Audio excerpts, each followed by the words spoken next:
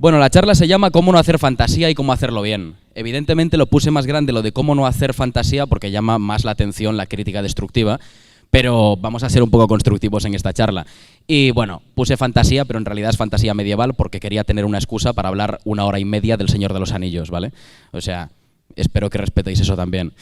Bueno, aparte del Señor de los Anillos y otras muchas sagas de fantasía, vamos a hablar de cómo ha evolucionado el universo cinematográfico de la Tierra Media, desde una obra maestra a una trilogía palomitera y luego a, bueno, eso, Los Anillos de Poder, la serie de Prime Video. Vamos a hablar también de qué ha pasado con esta serie, qué ha fallado, porque es verdad que había mucho hype, porque al final es la serie más cara de la historia, solo con una temporada, valió $1.000 millones. Y bueno, pues al final se ha demostrado que un mal guión, por muy buenos efectos, por muy buenos actores que tenga, que bueno, actores muy buenos tampoco tiene la serie, eso lo vamos a comentar también, pues no se consigue un buen producto. Luego también vamos a hablar de Juego de Tronos, House of the Dragon, The Witcher, otro fracaso bastante sonado. Y vamos a ver pues qué ha ocurrido. En primer lugar, Los Anillos de Poder.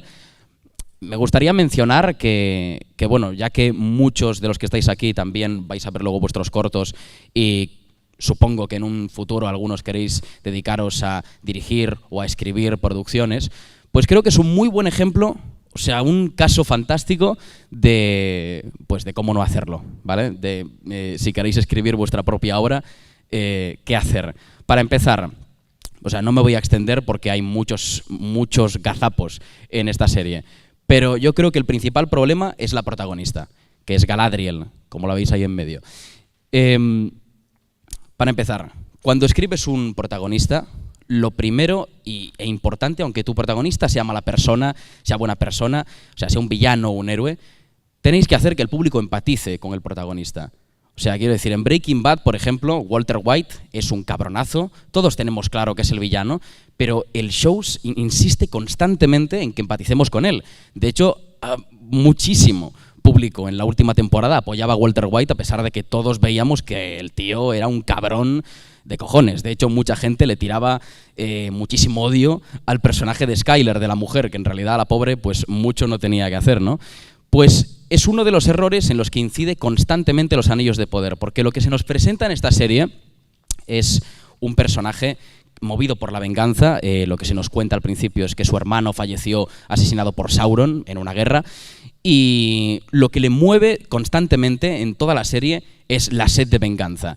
Trata mal a todo el mundo, en ningún momento ella se muestra susceptible, lo cual es algo importantísimo cuando estáis escribiendo una película o una serie, para que la gente vea en su momento de debilidad cómo es verdaderamente nuestro protagonista, y en ningún momento se hace hincapié en esto en toda la serie. De hecho, lo más remarcable del personaje... Bueno, sí, aquí está. Lo más remarcable del personaje es que es borde como ella sola, nula diplomáticamente, no tiene ningún tipo de desarrollo a lo largo de todos los episodios, y mira que son como 9 episodios, bastante largos. Lo único que mueve al personaje como detonante es, como ya he mencionado, la venganza, y el ejercicio que hace la serie empáticamente hasta este personaje pues es nulo, ¿vale? O sea, en ningún momento de la serie nos podemos poner en su lugar. Entonces yo, mientras estaba viendo este desastre, mientras estaba viendo este Titanic hundiéndose ante mis ojos, pensé, joder, en la saga del Señor de los Anillos, en toda la Tierra Media, mira que hay personajes malos, mira que hay personajes cabrones, y los entendemos a todos. O sea, Boromir, por ejemplo, que en la primera película es un tío bastante,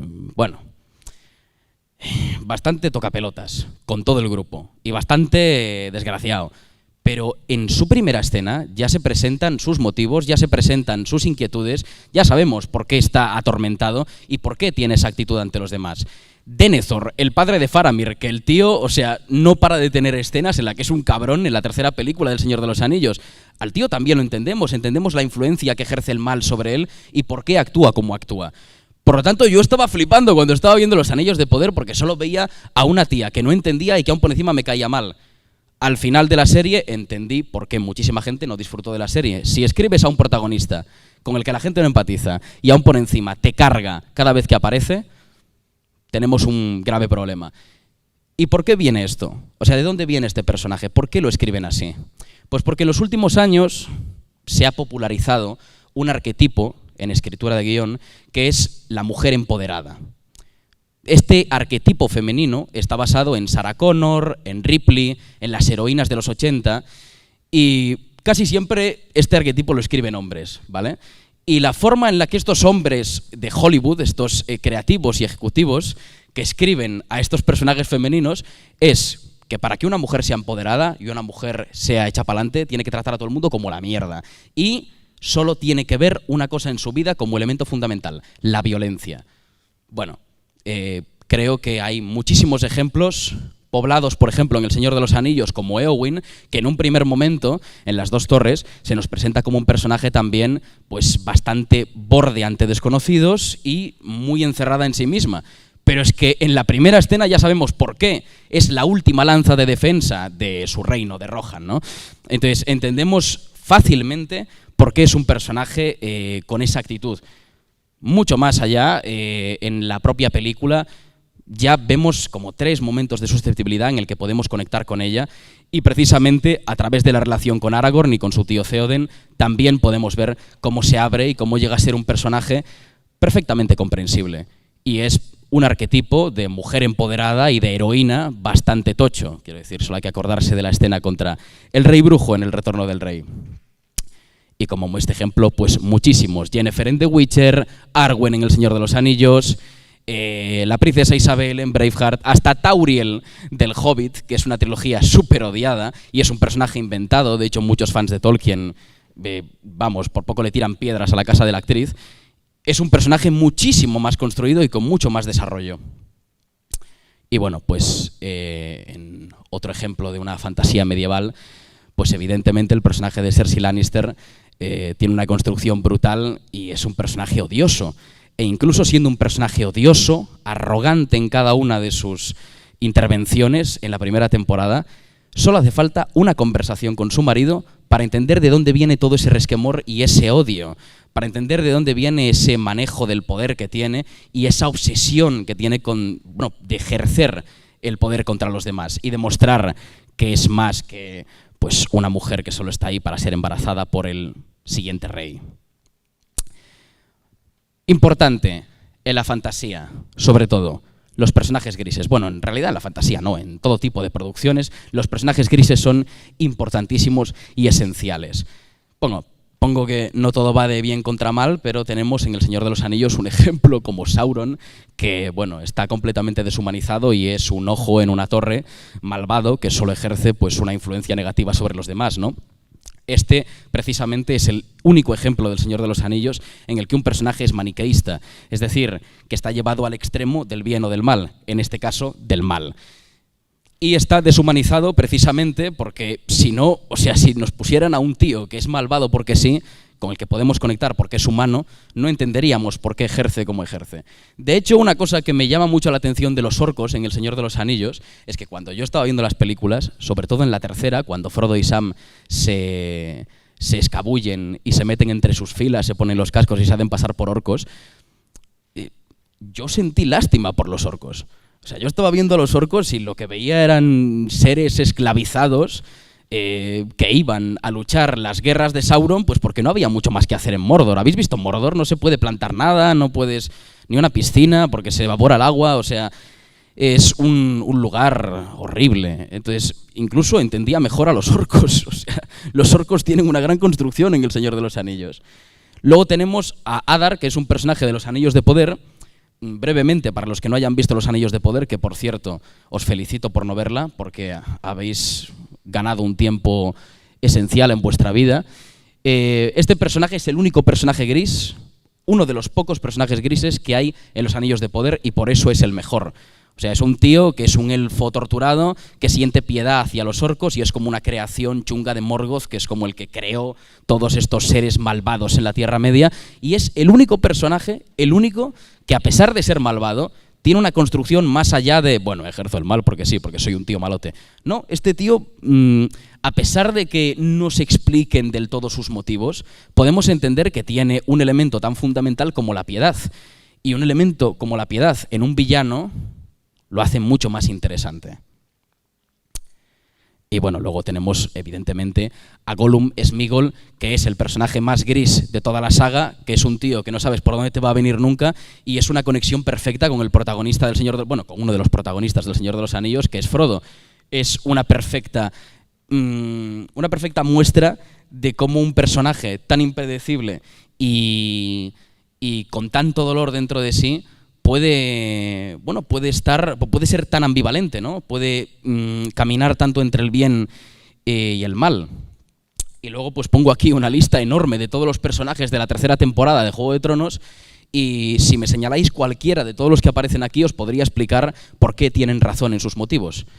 Esto es curioso porque, bueno, todos son personajes con un nivel protagónico bastante importante y están todos enfrentados entre sí. Que una serie consiga que conectes con todos los personajes de esa manera es fantástico, y es una cosa que deberían tener todas las fantasías y todas las fantasías medievales. Una construcción de personajes que incluso aunque se opongan al protagonista, sean antagonistas, villanos, etcétera, podamos entenderlos a la perfección e incluso poder hacer un manifiesto de defensa a cada uno de ellos.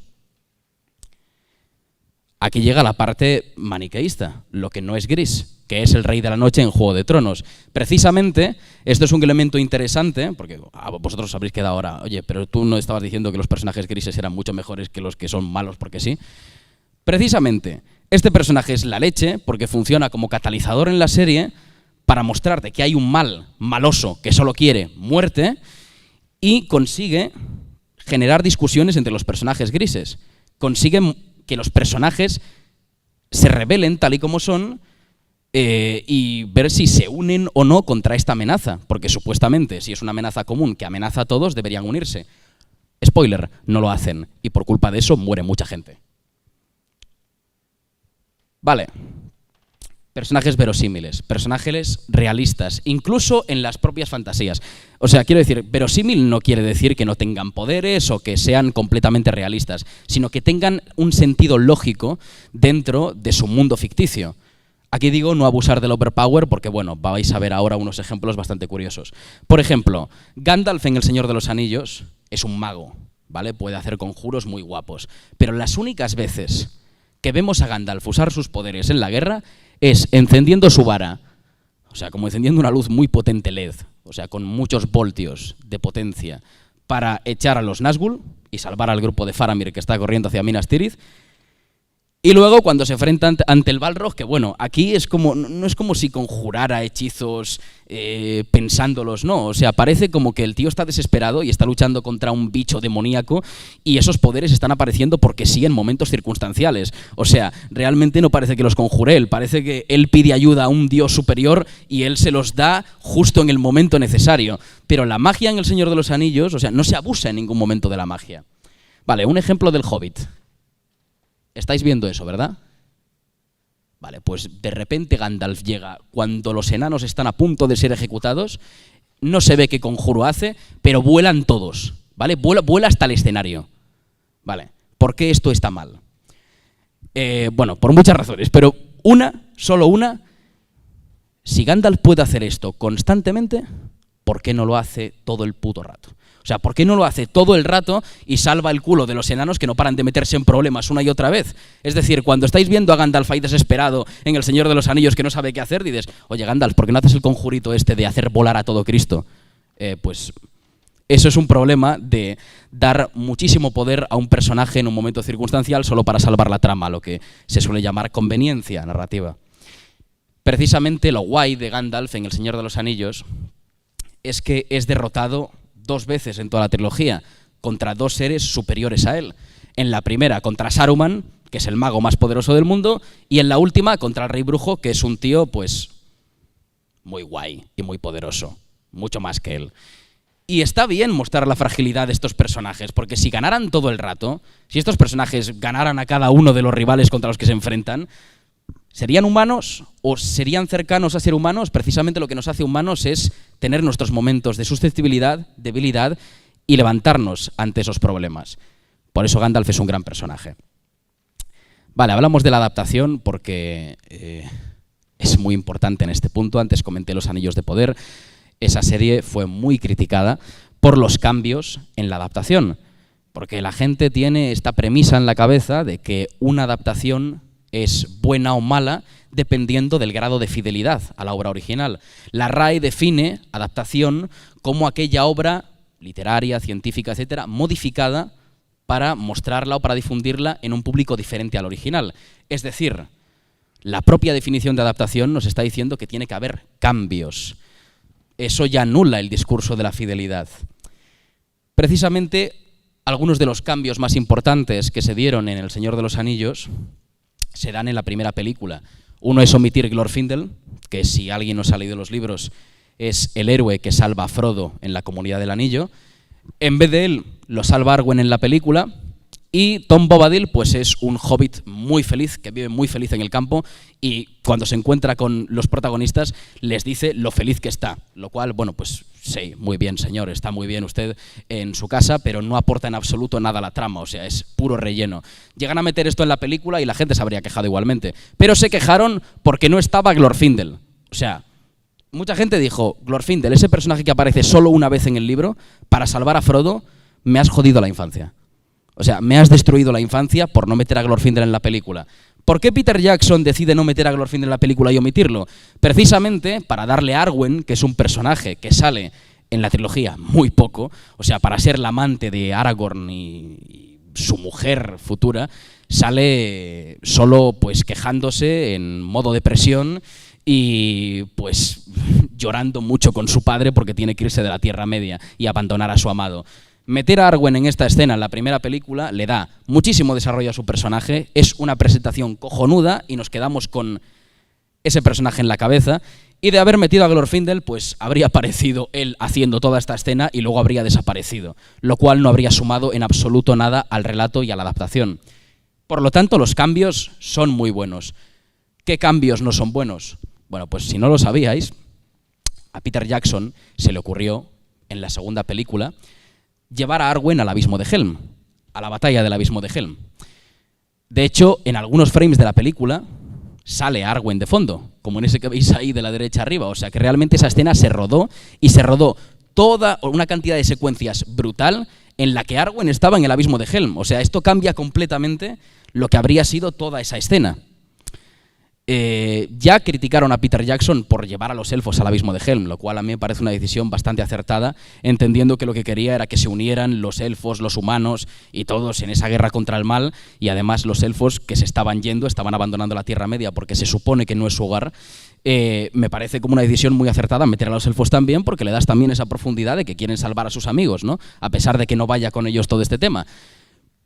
Arwen al final se la cargó en toda esta secuencia porque, además de que no tenía sentido meterla en toda esta batalla, se cargaba a uno de los personajes más importantes de la trilogía, que es su padre, Elrond, un tío que no para de intentar protegerla constantemente, y de haberla mandado a la batalla del abismo de Helm habría sido como de, hostia, Elrond, querías mandar a tu hija a Valinor, o sea, querías alejarla de la guerra y la has llevado a una batalla en la que probablemente muera.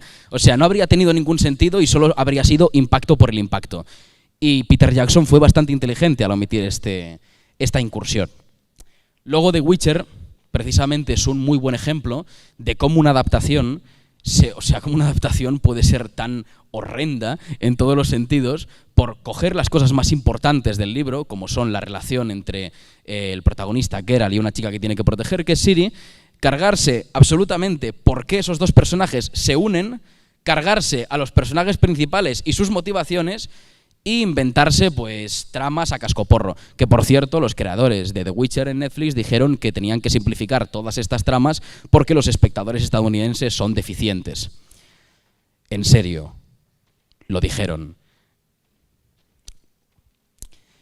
Luego en El Hobbit, que es otra adaptación infladísima, porque lo que es El Hobbit, la trilogía, adapta un libro que es enano. O sea, es un libro de hecho infantil. Vale, pues cogen un libro infantil y lo convierten en 3 películas epiquísimas. Precisamente el problema de coger una fuente de 100 páginas y hacer 3 películas de 2 horas y media, 3, es que no tienes material y tienes que inventarte material por donde sea.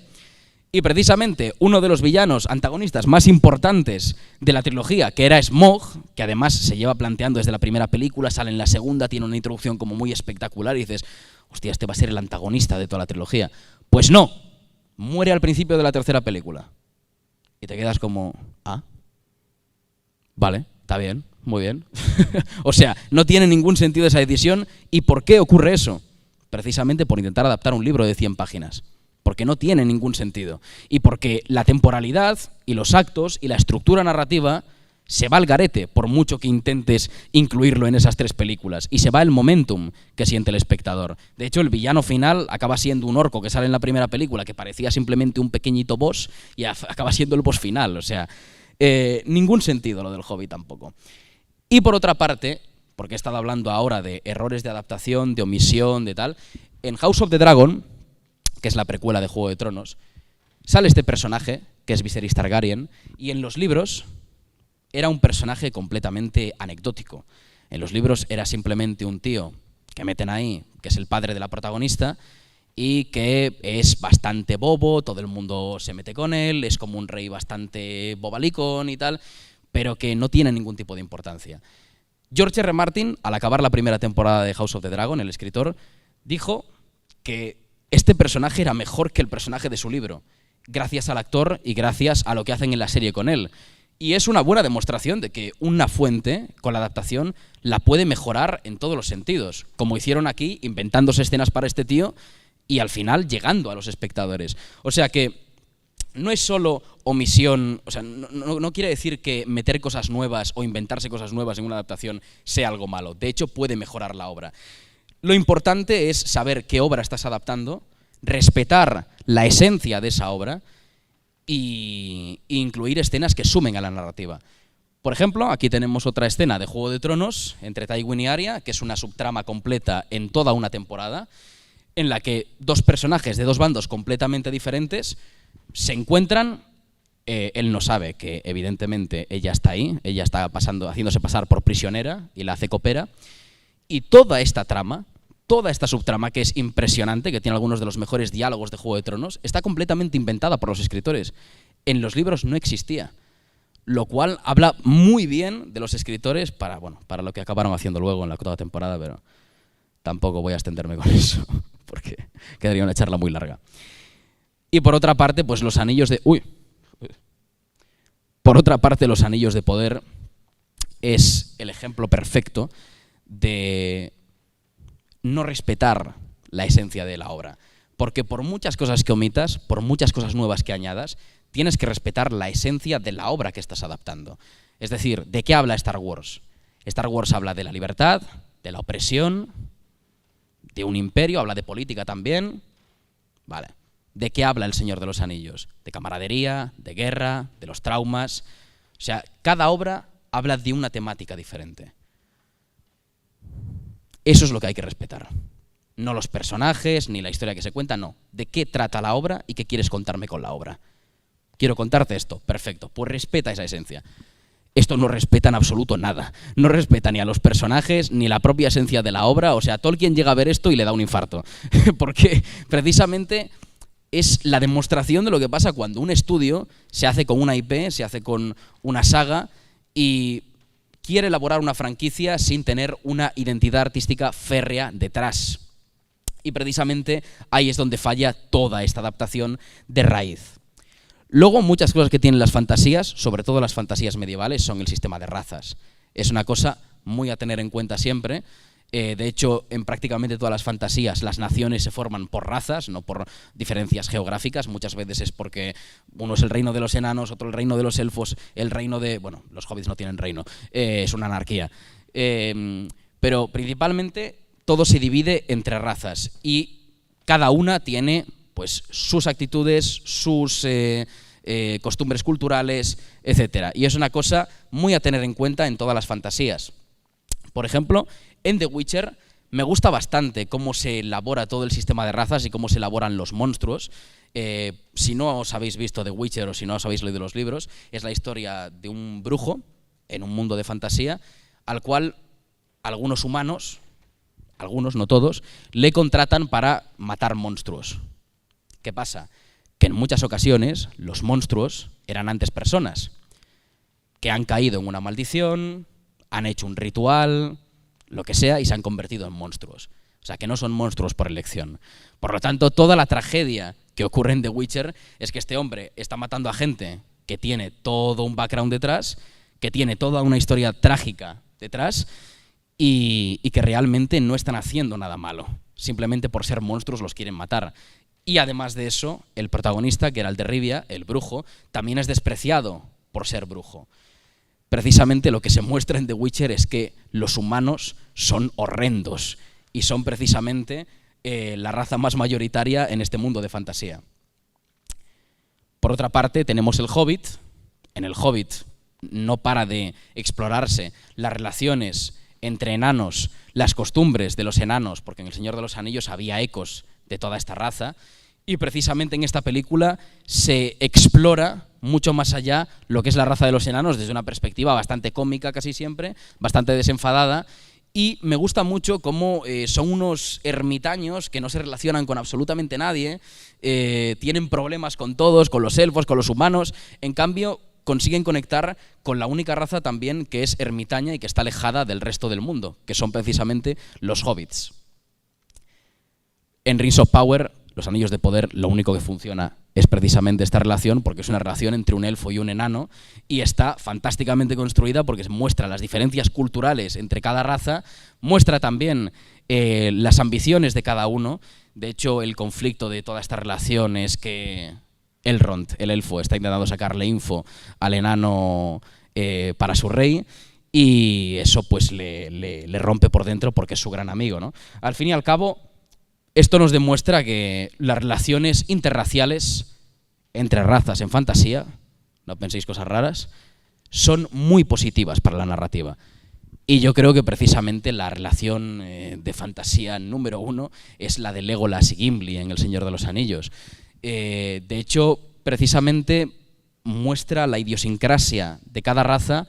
Por una parte, Legolas es un tío del que no sabemos mucho, no conocemos su pasado, es alguien bastante solemne, bastante sensible, muy conectado con la naturaleza, y tampoco habla mucho de su familia ni de su pasado, con lo cual parece que tiene algún tipo de pasado trágico que no quiere mencionar.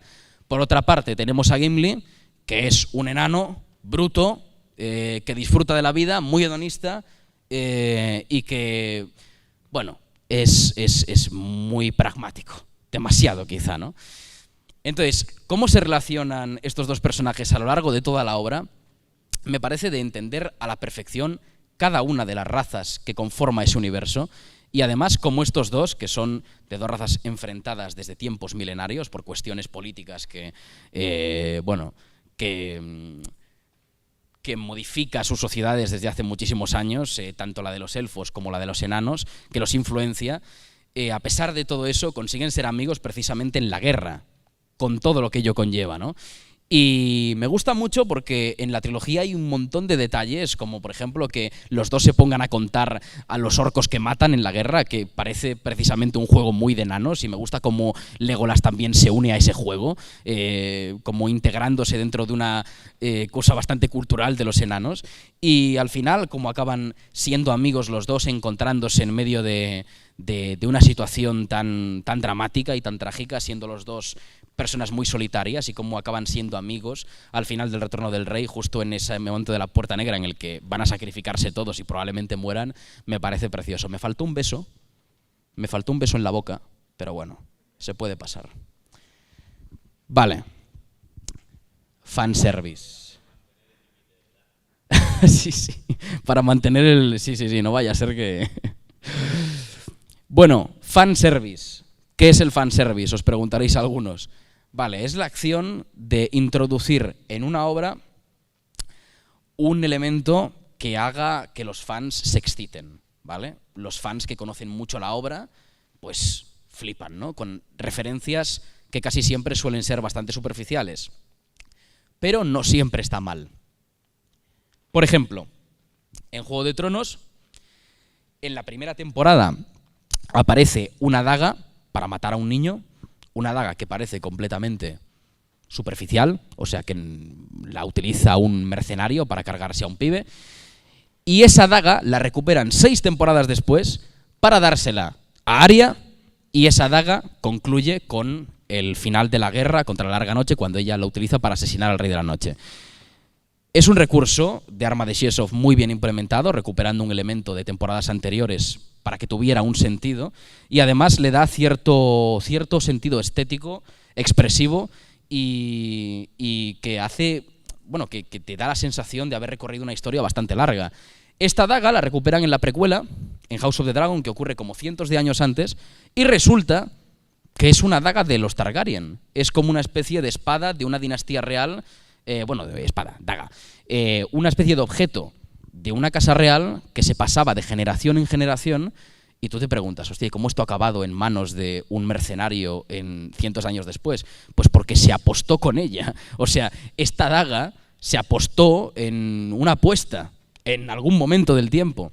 Y me encanta porque la recuperan, tiene todo el sentido que la recuperen porque es de un material como muy inusual, y además de eso juega también con el concepto de cómo cosas tan sagradas para una dinastía real pueden convertirse el día de mañana en objetos con los que hacer trueque en una apuesta, ¿no? Al final habla de cómo se va esa dignidad con el paso del tiempo. Y luego tenemos otro ejemplo de fanservice horrendo, ¿vale? Horrible hasta decir basta, que ocurre en El Hobbit. Bueno, vamos a hablar luego de una cosa bastante horrible del Hobbit también, pero esto, ¿vale? Esto ocurre en la tercera película del Hobbit, al principio, que Gandalf está como encerrado en un sitio donde está el Señor Oscuro, donde está Sauron, y entonces vienen Galadriel, Elrond y Saruman a salvarle el culo. Vale, ni Saruman ni Elrond pintan nada ahí, ¿vale? O sea, realmente los metieron solo para que los fans dijeran, hostia, Elrond peleando, Saruman peleando, qué guapo, ¿no? Porque no se les había visto pelear en El Señor de los Anillos, y los meten aquí de gratis, pero lo peor de todo no es eso. Lo peor de todo es esta escena, ¿vale? Esto ocurre en El Señor de los Anillos. Esta es como la forma de Galadriel tentada, la forma maligna, ¿no? Esta forma se da en el momento en el que Frodo le ofrece el anillo a Galadriel en la primera película. Y Galadriel se pone como con unos efectos muy raros, así verdosos, azulados, y se le pone una voz grave, como muy spooky. Y es probablemente una de las escenas que más vergüenza ajena le den a Peter Jackson ahora, viendo la película en retrospectiva. Vale, pues no va el tío y recupera esa escena horrible para ponerla en El Hobbit, solo para que la gente diga, ¿te acuerdas de cuando Galadriel se puso en esa forma? Gracias por notar que la garganta me estaba fallando. O sea, es como que lo hicieron para que los fans dijeran, oye, ¿te acuerdas de aquella vez en El Señor de los Anillos que ocurría esto? Vale, esto no tiene ningún sentido porque se supone que esta es la forma de Galadriel tentada por el anillo, y aquí se pone esta forma para enfrentarse a Sauron. ¿Qué sentido tiene eso? Ninguno, ¿vale? Y lo metieron solo porque la gente dijera, hey, me acuerdo de eso, tío, gracias por meterlo. Y ahora vamos al peor punto de todos del fanservice, que es lo de meter a Legolas en El Hobbit. Yo entiendo que Peter Jackson tuviera poca confianza en El Hobbit. Bueno, a ver, no, realmente no lo entiendo. O sea, quiero decir, es una trilogía que viene 10 años después del Señor de los Anillos, que es una de las trilogías más exitosas de la historia del cine, indiscutiblemente, sobre todo en audiencia, y por alguna razón quiso meter a Orlando Bloom haciendo de Legolas otra vez, y se supone que es años antes. No sé si se aprecia aquí, pero esto es un rejuvenecimiento digital que hizo una persona random por internet, y así es como se ve él en la película, que se le ve, bueno, no estropeado, pero se nota que el hombre ya tiene su edad, no como en El Señor de los Anillos. Y precisamente, bueno, lo que odié del Hobbit es que metieran a un Legolas completamente, no sé, como amargado con la vida, chulito, o sea, completamente fuera de personaje, solo porque Peter Jackson quería meter sí o sí a Legolas en la película para que la gente flipara. Y sale durante 2 películas con esta eterna cara de amargado porque una tía le da calabazas en la película, que esa subtrama también hay que verla, por favor, porque yo a Legolas no lo veo ahí. Mira, de hecho, fijaos, esta cara, este es Legolas en El Señor de los Anillos, las 2 torres, antes de la batalla del abismo de Helm, en la cual pelean 300 contra 10.000. Él está en el bando de los 300. Esa es una cara de pura esperanza y optimismo, ¿vale? Ante la muerte. Este es Legolas en el Hobbit mirando los paisajes. Por alguna razón está muy amargado en una época en la que debería estar, pues no sé, dando tumbos, ¿no? Precisamente, por el puñetero fanservice metieron el cameo de Legolas en el Hobbit y se cargaron absolutamente el desarrollo del personaje durante las películas del Señor de los Anillos. Por lo tanto, fanservice, no, caca, déjenlo a un lado. ¿Se puede hacer bien, como en Juego de Tronos? Sí, pero yo diría que no os arriesguéis. Vamos a comentar la suspensión de la incredulidad, que es un elemento también bastante usual en las películas de fantasía. Vale, la suspensión de la incredulidad es la acción que ejerce el espectador cada vez que va a ver una película y asume que van a pasar cosas medianamente inverosímiles en el mundo real. Porque, por ejemplo, te estás viendo una película de la Coixet. Si en una película de la Coixet, que es un drama convencional, aparece un unicornio, evidentemente tú dices, ¿qué coño está pasando aquí? Me he equivocado de cinta. Vale, pues ese es evidentemente un error de base en el mundo ficticio. Pero en una fantasía, si aparece de repente un dragón sin que nos hayan dicho que hay dragones en ese mundo, pues me lo puedo creer, es una película de fantasía. Ese ejercicio que hacemos cuando estamos viendo una peli de fantasía es suspensión de la incredulidad. Vale, vamos a ver una escena del Señor de los Anillos en la que Legolas, pues, estáis viendo lo que hace, ¿no? Se tira por unas escaleras surfeando con un escudo. Mientras está surfeando en el escudo, está disparando con su arco flechas y cuando llega abajo, se baja del escudo, como si fuera un skater profesional, y se lo clava a un uruk en el cuello, y bueno, luego sigue matando orcos por ahí como un desgraciado.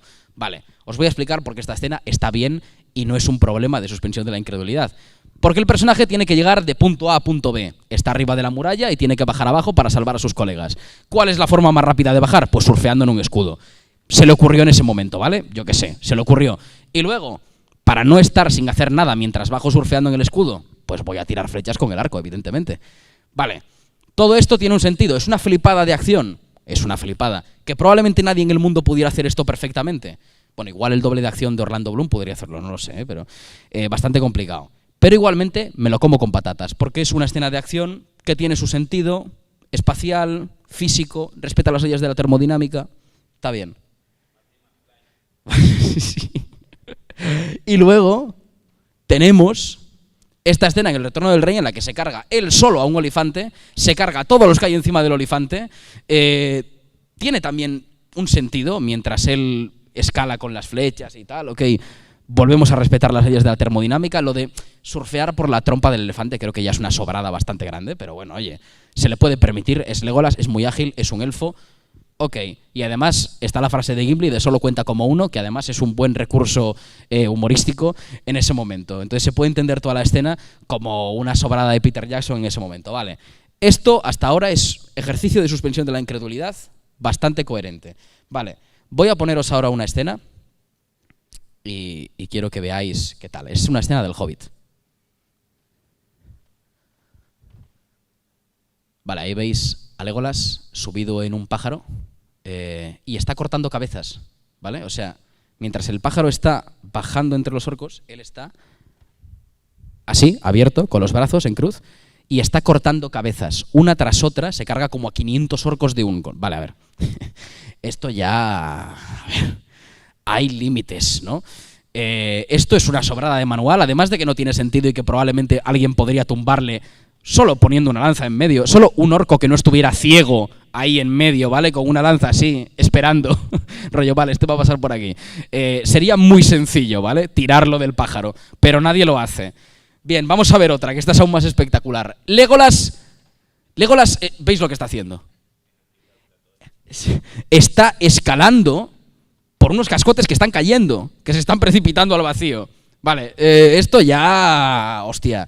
Antes decíamos las leyes de la termodinámica. Esto no respeta ninguna ley, ni de la termodinámica, ni física, ni ninguna, ¿vale? O sea, escalar por cascotes mientras están cayendo es imposible. Pero bueno, quisieron darle a Legolas 1000 escenas así. Que en El Señor de los Anillos tienes las que os he enseñado, la del escudo, la del elefante, tiene una en las 2 torres en la que se sube a un caballo de forma muy espectacular. Vale, si me metes una escena así por película, vale. Pero esto que os he enseñado son 2 ejemplos del Hobbit, de la tercera película, que se dan en un espacio de tiempo de 5 minutos. Esto en el Hobbit es constante. Legolas no para de hacer fumadas así una tras otra, lo cual, sí, está bien, pero llega un punto en el que el espectador dice, bueno, es que este tío es capaz de cualquier cosa. O sea, si este tío en algún momento muestra una debilidad, como lo hace en El Señor de los Anillos, o falla una flecha, me voy a sentir traicionado, porque es Jesucristo bendito. O sea, este tío solo se puede cargar un ejército él solo, ¿vale? Y luego, bueno, tenemos otra de los Anillos de Poder, que yo supongo que en la serie habrá muchos directores que son amantes de las películas de Jackson, se vieron El Hobbit y dijeron, vale, vamos a hacer que Galadriel esquive una flecha mientras se tira con el caballo para la izquierda y se queda en esta postura, que como veis es muy segura para dar a alguien con una espada, ¿vale? O sea, os recomiendo que si algún día hacéis una justa, lo hagáis así, porque no hay ningún tipo de debilidad en esa postura. Vale, esto es una flipada que se hace porque sí, porque mira, en El Hobbit lo de Legolas, o sea, puede flotar, puede volar, porque es Legolas, ¿no? Pero es que esto es una sobrada que no ayuda en nada, quiero decir. De hecho, es que la flecha la podría esquivar haciendo esto, pero no. Hacen la flipada de que dé toda la vuelta, se quede con la espada y le corte la cabeza al otro. Vale, aquí la suspensión de la incredulidad se ha caído al vacío, alguien la ha enterrado en un cofre y se ha quedado en el fondo del mar.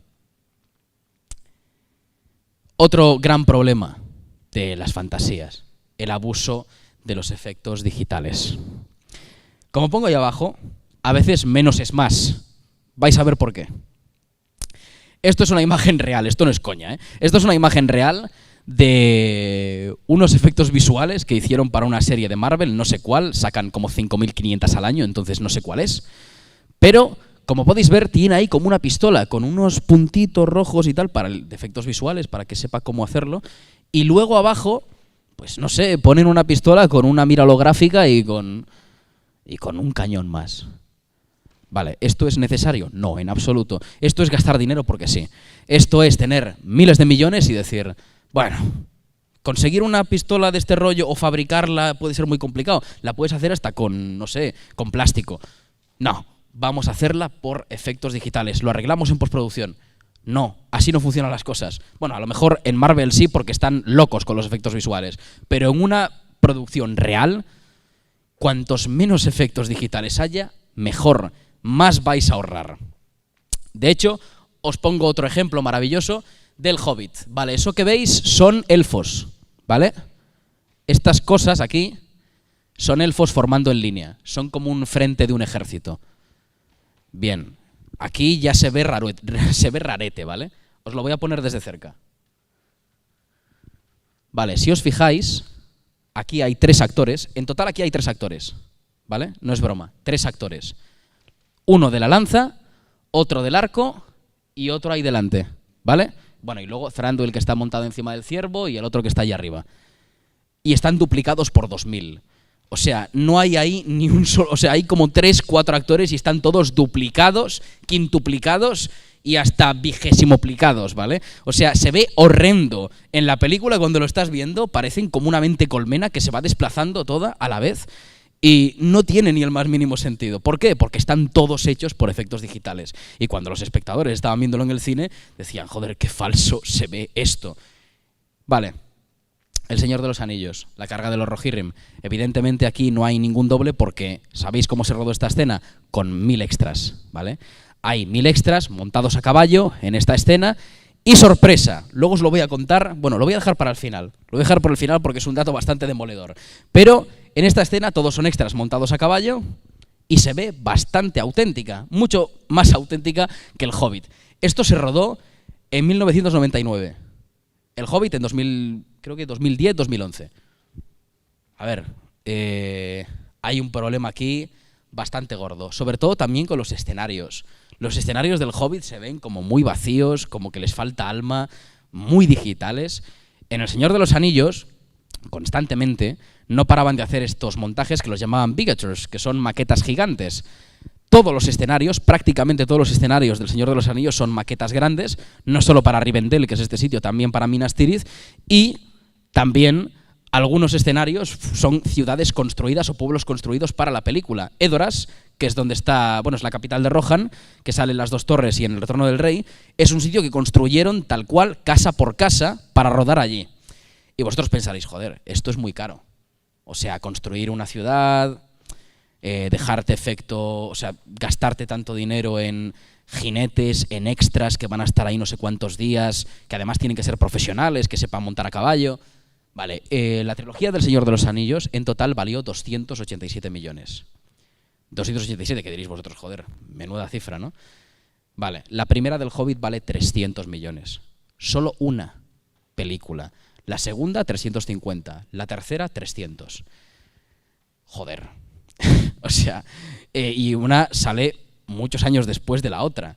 Que una haya envejecido mejor que la otra, siendo más antigua y utilizando efectos prácticos, es impresionante.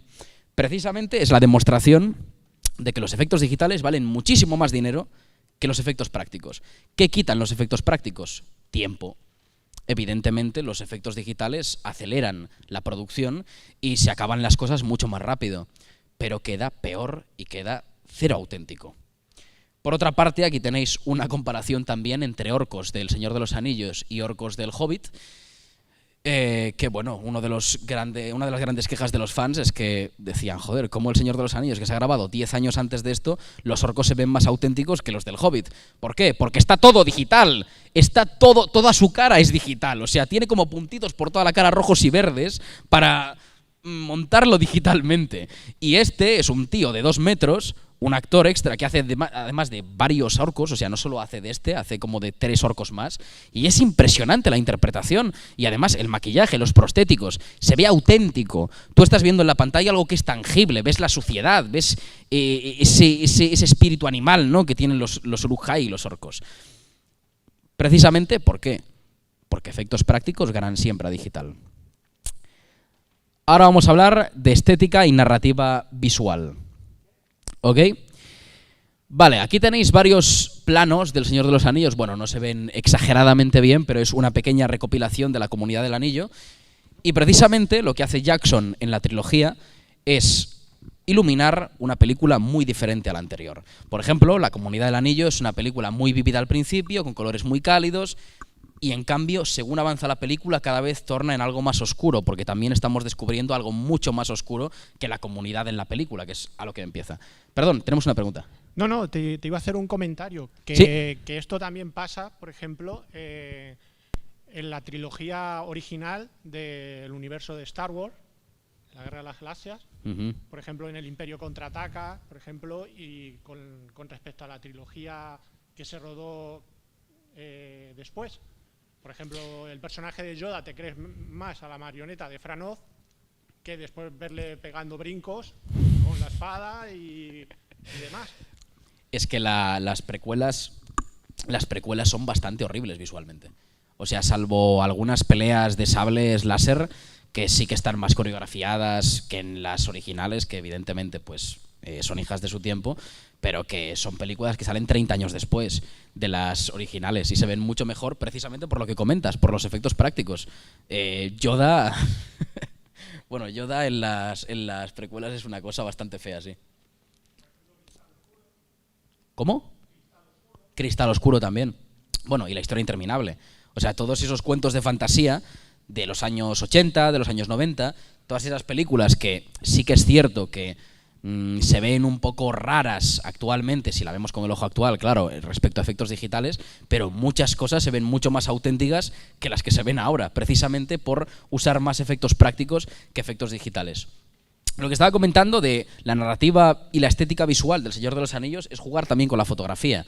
Como decía, la primera tiene algo muy vivo, tiene algo como muy cálido, muy hogareño. La segunda es muy depresiva, con muchísimos colores fríos, azules, también por la situación por la que están pasando todos los personajes, que es de desesperanza absoluta.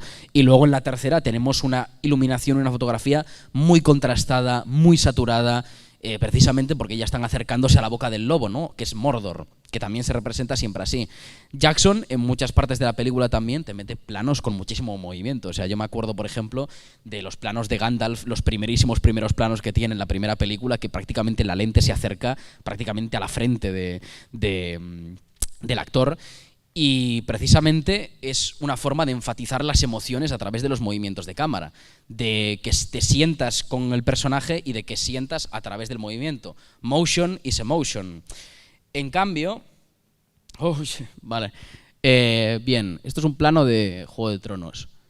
De de la 8ª temporada. De hecho, es como uno de los planos más hypeados, o sea, como más celebrados de toda la serie, porque supuestamente es bonito, por lo de las alas de fondo. Esto es después de que esta tía queme toda una ciudad y la reduzca a cenizas. Y se supone que es pues como un momento en el que se revela como máxima malvada con las alas del dragón detrás. Vale, esto es todo lo contrario a sutileza. Esto es el director masturbándose, ¿vale? Diciendo, mira qué bueno soy, mira qué guapo está este plano con las alas de fondo digitales, soy fantástico. Además, todos los espectadores que están viendo este plano o están viendo la serie ven la mano del director en ella y solo piensan, joder, ¿tanto valía la pena meter este plano para molar? Pues supuestamente para algunos sí. De hecho, los que dirigen este episodio son los escritores que no habían dirigido ningún episodio antes en su vida. El último episodio de Juego de Tronos lo dirigieron ellos. Eso también habla mucho de ciertas cosas. Pero me gustaría compararlo con la precuela, con House of the Dragon, que utiliza elementos prácticos, elementos que están en el escenario, para narrar de fondo. Porque lo que hemos visto ahora era cómo se utilizaban unas salas de background para generar una imagen como muy potente, ¿no? En esta conversación, que es entre Otto Hightower y su hija, para los que no hayan visto la serie, la situación es que su hija no quiere traicionar a la corte real y este se está yendo de la ciudad y está como intentando manipularla y convencerla de que lo haga, ¿vale? De fondo de escena, o sea, en el fondo hay una especie de antorcha que sale como de una escultura de un dragón, ¿vale? Y lo que hacen los directores, bueno, lo que hace la directora, concretamente Claire Kilner, que es fantástica en este episodio, es que el fuego de fondo lo pone justo a la altura de la boca del personaje y cuando éste está hablando, mueven la llama, no sé si a través de un ventilador o cualquier otra cosa que hubiera fuera de plano, mueven la llama hacia donde está su hija y consigue como incluso en algún plano comerle la cara, ¿no? La llama de fondo. Si te fijas, es un detalle de la leche, pero seguramente muchos espectadores no se hayan fijado, precisamente porque eso es lo que tiene que hacer un director. Un director tiene que hacer que el espectador esté completamente sumergido en la historia que está contando y en la acción. Y estos detalles son una forma también de trabajar subtextualmente, subyacentemente, mientras estamos viendo la serie. Y es un detalle cojonudo, pero es que Claire Kilner no se quedó solo con esto. Se queda también con este pequeño detalle en la... bueno, es que está oscuro, pero... bueno, os lo explico, ¿vale? El de la izquierda está más brillante. Este plano es de ella entrando en la sala del trono, este personaje que habíamos visto antes, Alicent Hightower, y es un momento, bueno, que además de por algunas razones narrativas es muy importante para ella y es como una declaración de guerra por su parte a la reina, ¿vale? Bien. ¿Qué hace Claire Kilner en esta escena? Pues además de jugar con el fondo del plano, como podéis ver hay como dos ventanales de fondo sobre los que se encuadra a la actriz y esos dos ventanales forman durante un pequeño momento unas alas. Como habíamos visto antes, en vez de dragón, pues parecen como más angelicales, ¿no? Gracias a esa forma de los ventanales. Además de esto, en el vestuario, Claire Kilner, a través de, bueno, trabajando con los diseñadores de vestuario de toda esta escena, hace un vestido verde. El color verde es importante, pero por otras razones. Miraos la serie, si no la habéis visto, por favor, es increíble. Y lo que hace es que el escote del vestido lo cierra con unas cruces, porque el personaje precisamente es una chica muy religiosa, muy manipulada por su padre y por la doctrina religiosa que siguen, y precisamente es una forma de enfrentarse a la reina que es, bueno, un poco... bueno, no respeta mucho la religión, ¿vale? Quedémonos ahí. No respeta mucho la religión y es una persona bastante libertina, ¿no? Entonces, como una forma de enfrentarse a ella y declarar la guerra con un vestido. Además de eso, de fondo están dos antorchas, las que veíamos antes, pero con una forma diferente, que imita el blasón de su casa, la casa Hightower. Solo con los elementos de fondo del plano, la directora ya está narrando muchísimo y el espectador no tiene por qué darse cuenta precisamente, porque esa es la labor de un director, que el espectador esté completamente sumergido, como he repetido antes. Y me parece un trabajo de subtexto en imagen, visual y narrativo bestial. Ahora hablemos del poder de la música, porque la música, en la fantasía sobre todo, tiene una influencia importantísima en las producciones que vemos. Sin ir más lejos, estos son 4 compositores. Desde la izquierda, Ramin Djawadi, que es el compositor de la banda sonora de Juego de Tronos. Luego tenemos a Bear McCreary, que es el compositor de Los Anillos de Poder. Howard Shore, el Señor de los Anillos y el Hobbit. Y Harry Gregson Williams, que es el de las Crónicas de Narnia. ¿Qué tienen en común estos 4 compositores? Que todas las bandas sonoras, todas las músicas que crean para sus películas, tienen un sentido narrativo. Es decir, crean temas para personajes, crean temas para casas nobles, crean temas para la traición, crean temas para el amor, etcétera, etcétera, etcétera. Música que suena de fondo, que parece que suena de fondo porque es muy bonita, pero no, la música tiene un sentido narrativo muy profundo. Y estos 4 compositores lo trabajan de esa forma. Ejemplos. En Juego de Tronos, hostia, que pixelada estás, Catelyn, perdón por el pixel. En Juego de Tronos, por ejemplo, hay una escena clave, que es la boda roja, en la cual hay un giro de guión bastante tocho. Es probablemente el episodio más conocido de Juego de Tronos por el giro que se da, pero eso no es lo importante es que antes de que se dé ese giro, suena una canción, que es Rains of Castamere, las lluvias de Castamere, en esta escena, y este personaje gira la cabeza como preocupado por lo que está escuchando. ¿Qué hace aquí el director? ¿Qué hace aquí el compositor? ¿Qué hacen para que esta escena tenga mucho más sentido para el espectador y mucho más impacto al escuchar una canción? Pues que desde la segunda temporada llevan metiendo este tema, las lluvias de Castamere, de fondo en escena cada vez que aparece un Lannister. Es decir, la casa que está enfrentada a esta casa, la casa Stark. Constantemente, con un personaje, con el otro, con otro. Incluso llegan a hablar en un momento de la propia canción, porque es el himno de esta casa, dentro de ese mundo ficticio, y suena de fondo, de forma incidental. Entonces han trabajado con esa composición para que el espectador la escuche constantemente y la relacione con esa casa, la relacione con los malos, y aquí suena diegéticamente, suena dentro de escena, y para el espectador también es un impacto, porque no tiene sentido que suene en este contexto. Entonces ya vemos venir la traición desde antes de que ocurra. Luego tenemos otro ejemplo en El Señor de los Anillos, en el momento for Frodo, cuando Aragorn carga como un loco contra todas las fuerzas de Mordor, sacrificándose por Frodo y Sam. Y el tema que suena en esta escena, que además El Señor de los Anillos es probablemente una de las bandas sonoras más ricas narrativamente en este sentido, el tema que suena aquí es el tema de la Comunidad del Anillo.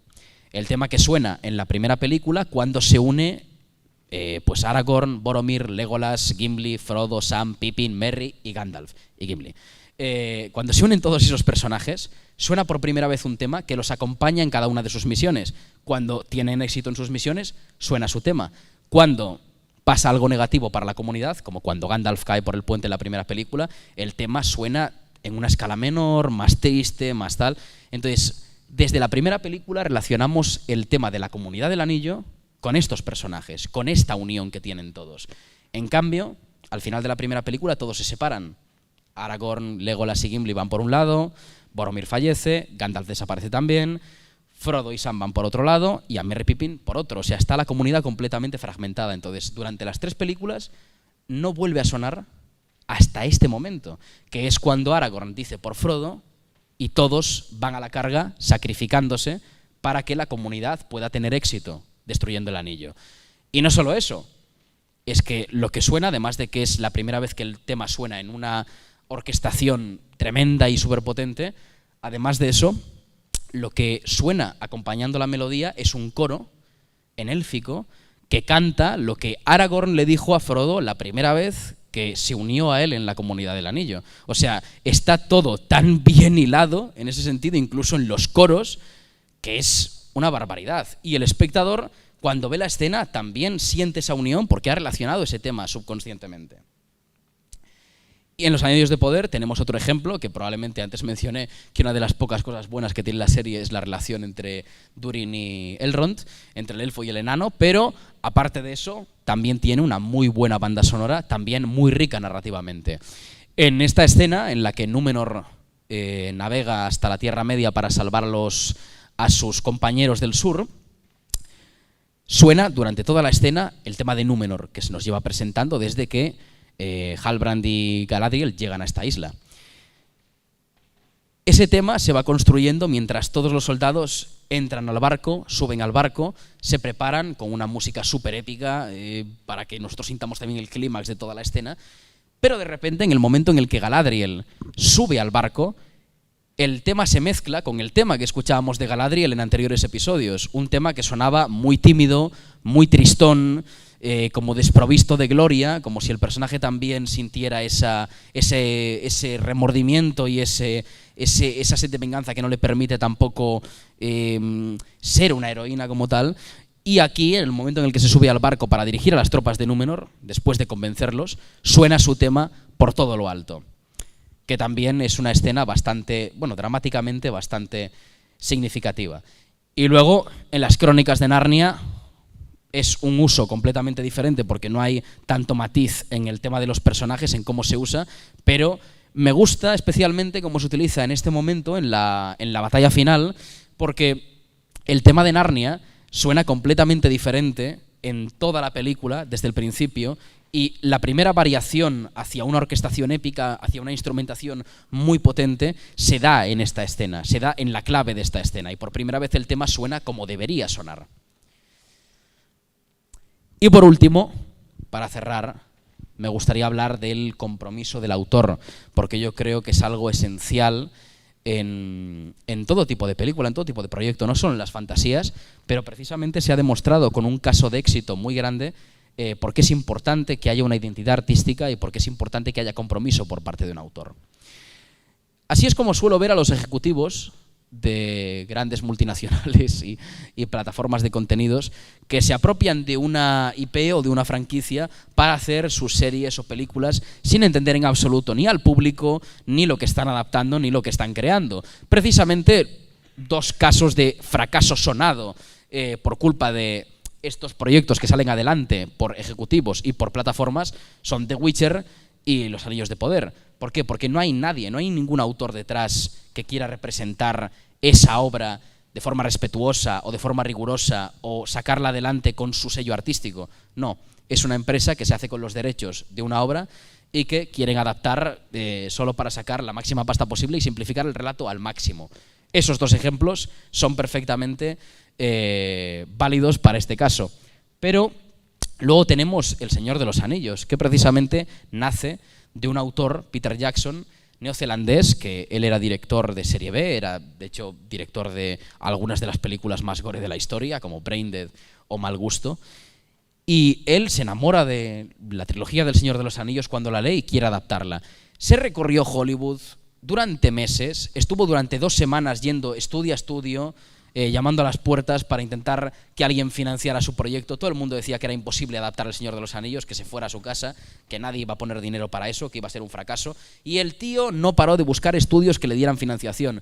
Y al final, gracias a una coproducción con Miramax y New Line Cinema, consiguió sacar El Señor de los Anillos, involucrando a su mujer, que es la de la izquierda, y a su mejor amiga, Philippa Boyens, en el proyecto. O sea, lo escribieron 3 amigos realmente, El Señor de los Anillos. Y al final salió como salió. Un éxito total. ¿Por qué? Precisamente por el compromiso del autor y por el amor del autor hacia la obra que quiere sacar, porque hay un sello artístico muy férreo detrás del proyecto. Y precisamente el ejemplo de cuando no hay voluntad ni compromiso del autor es El Hobbit. Este es Peter Jackson en el set del Hobbit durmiéndose en medio de la grabación de una escena porque el hombre no podía más. O sea, El Hobbit, si no conocéis las circunstancias sobre las que se rodó esta trilogía, estaba pensada para ser 2 películas, evidentemente, porque adaptaban solo un libro de 100 páginas, y el director iba a ser Guillermo del Toro. ¿Qué pasa? Que durante muchos años el proyecto se alargó, Guillermo del Toro acabó abandonando la producción y se quedó solo Peter Jackson con todo el marrón. Warner Bros. Le forzó a Peter Jackson a dirigir las películas, él no quería dirigirlas, solo quería producirlas, pero como era el dueño del proyecto, tenía que cargar él con toda la responsabilidad. Entonces acabó dirigiendo 3 películas del Hobbit en secuencia, ¿vale? 3 películas durante 1 año y pico de rodaje. Y el hombre acabó destrozado. De hecho, desde el Hobbit no ha vuelto a hacer ninguna película como director, de lo quemado que quedó. Precisamente esa es la demostración de qué pasa cuando alguien hace un proyecto a desgana y no porque quiera hacerlo. Precisamente son muy pocos los casos de directores por encargo que consiguen, por un proyecto que sale de un gran estudio, pues que quede en la memoria. O sea, casos de éxito, por ejemplo, Alien, que Alien es una saga que nace sin un sello artístico detrás y que se la dan a Fincher porque era un tipo que estaba ahí de prácticas, que tenía mucho talento, que había hecho muy buenos cortometrajes y le da la oportunidad de dirigir a Alien. Y sale muy bien, y de ahí salió una franquicia por parte de un estudio, ¿no? Un gran estudio. Estos casos de éxito son... ay, coño, he dicho Fincher. Ridley Scott, joder, Fincher. Bueno, por cierto, ¿os habéis visto la última de Fincher? The Killer.